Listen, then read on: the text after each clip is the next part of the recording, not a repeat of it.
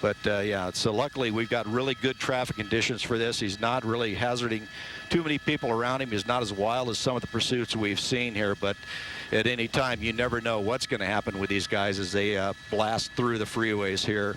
Holding number 4 lane coming down through, I believe that was Los Angeles Street he just went through, now underneath Spring Street. And this next intersection will come up on is the Harbor Freeway, or what we call the 4 level here, where the Harbor Freeway and the 101 come together. But I can tell you, just past the Harbor Freeway, it's a dead stop right after that transition to the 4 level. So he's going to hit some real heavy traffic here as he comes up. As you see right now, he's just coming up to the 110 freeway and kind of holding it right there. And as soon as he crosses that 110, traffic is going to come to a stop. That brings us up into the Hollywood area. So don't know what's exactly going to happen here, but he's going to have to do some maneuvering to get through. There it is. The quick lane change over to number 3, nearly clipped that car. Now this is when it gets dangerous, when he starts weaving like that. People don't know. Oh, barely misses that car. Over to the number 3, continuing now. Traffic is really going to be coming to a standstill. He's probably going to have to hit the shoulder to get around most of this traffic, but he continues on here.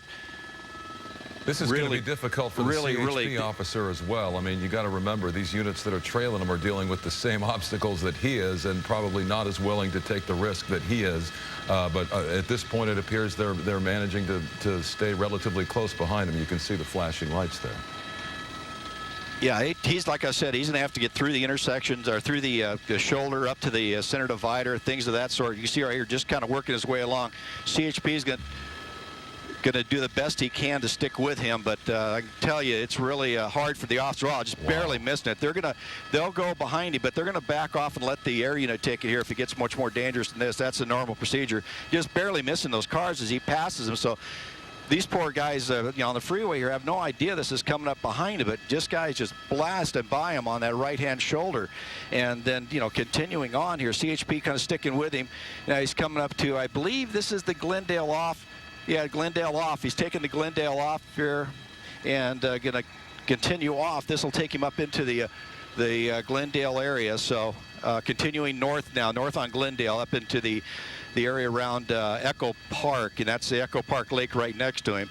And you can really see this thing is going to really get going here on the surface streets. We're going to bring Sky 5 around as we fight our way around here through this area. This is when it's going to get really, really dangerous with the cross streets and things of that sort in here. But coming up through the Echo Park area, the next street he's going to come up to is going to be going to be Sunset, which is the major. Try to pit maneuver. And they continue on. I missed that as I kind of watch the other helicopters here. Coming up to Sunset here, going to be going down the center divider. Cross traffic past eastbound on Sunset. You can see that was really something there coming through. We're having to work our way around and continue through here. Eastbound Sunset through that intersection.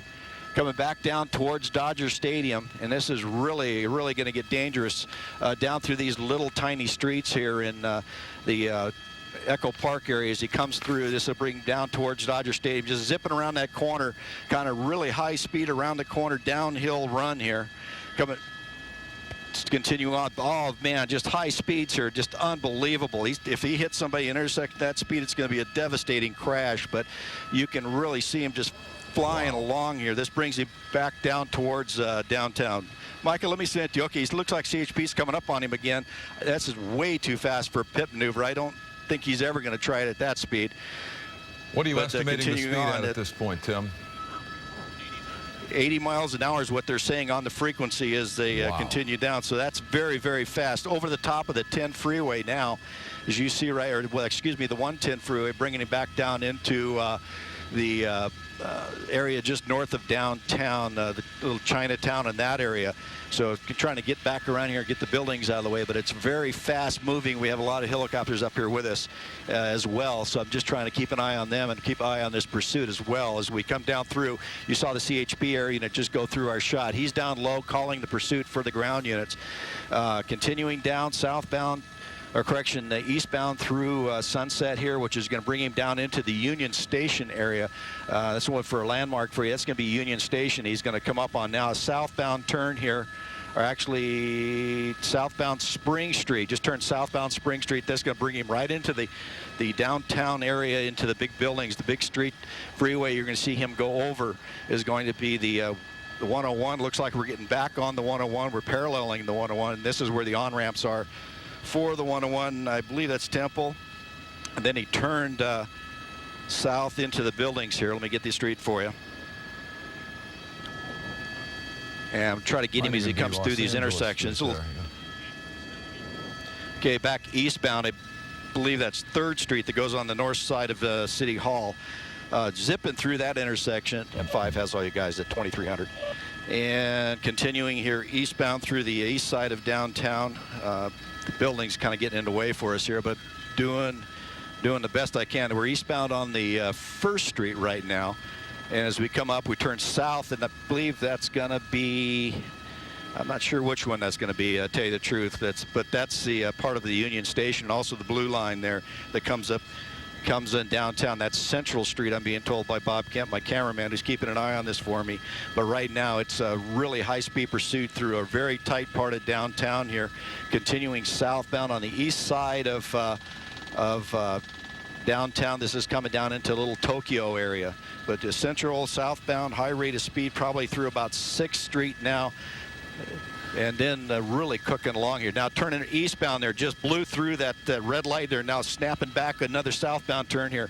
When these guys start doing this is when they're going to go to ground. So we're going to try to keep a close watch on this guy as best I can. Michael, let me stand to you just for a second so I can get maneuvered in with the other helicopters that are overhead of this pursuit. You Michael? bet, Tim. Do what you need to do, and we're going to continue to watch this overhead. This is now east of downtown Los Angeles in the industrial area. A lot of room to run here on surface streets. Plenty of options, not many when it comes to the freeways. Now that he's crossed over closer to the LA River there, he's going to have a hard time finding a freeway on-ramp, which seems to have been his preference to this point. If you're just joining us, this pursuit now over 30 minutes old. It originated in the Diamond Bar area, right at about the 60 freeway and the 57 CHP, pursuing a stolen car suspect. One man inside the car, we believe. He's wanted in suspicion of stealing this car.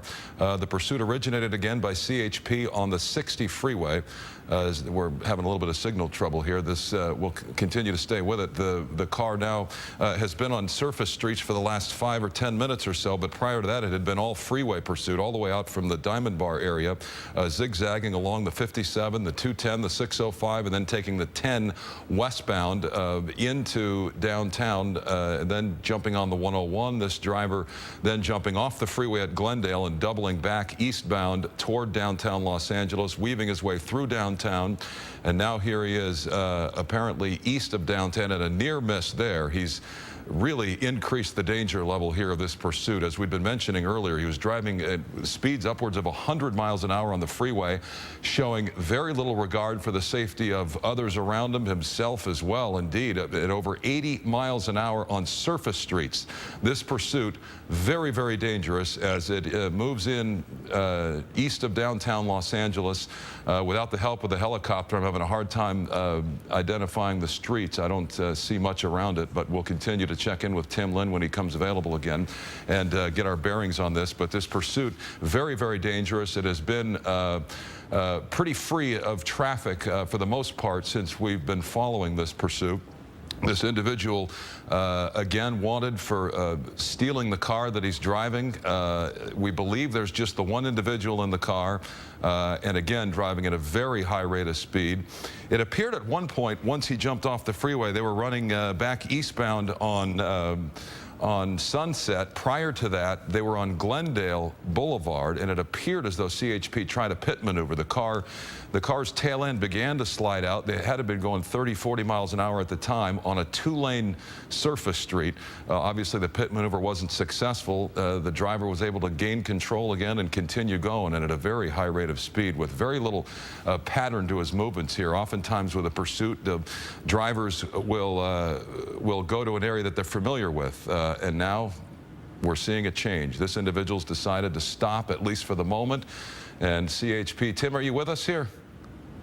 Yes, I am. It looks like they're bailing out here. This is on Central, just south of Washington. We're trying to hold this position here for you. We're just on the edge of LAX's airspace, so I'm going to try to keep an eye on them from here. But they're on foot, running through there and continuing on. The CHP right behind me. You see right there a little bit of running down the alley. Now, we were told there's only one person in that car, but now you can see that there's more than there was. What, 3 that came out of there? I didn't quite see exactly how it came out. I was trying to deal with the air traffic here, but it's really something else. You want going over the fence. Now CHP is on him with a light. More than likely in a situation like this, they'll stay with the driver and they don't go any faster, any other person. They'll stick with the driver. And we got a car back there turned on. That could possibly be, well, there he goes. You continue on running. And it's really a tight situation here with the air traffic control and also with airspace. But you see right here, he's running up on top of the car, and now he's going to go jump over that next fence. And 2's going to run behind you.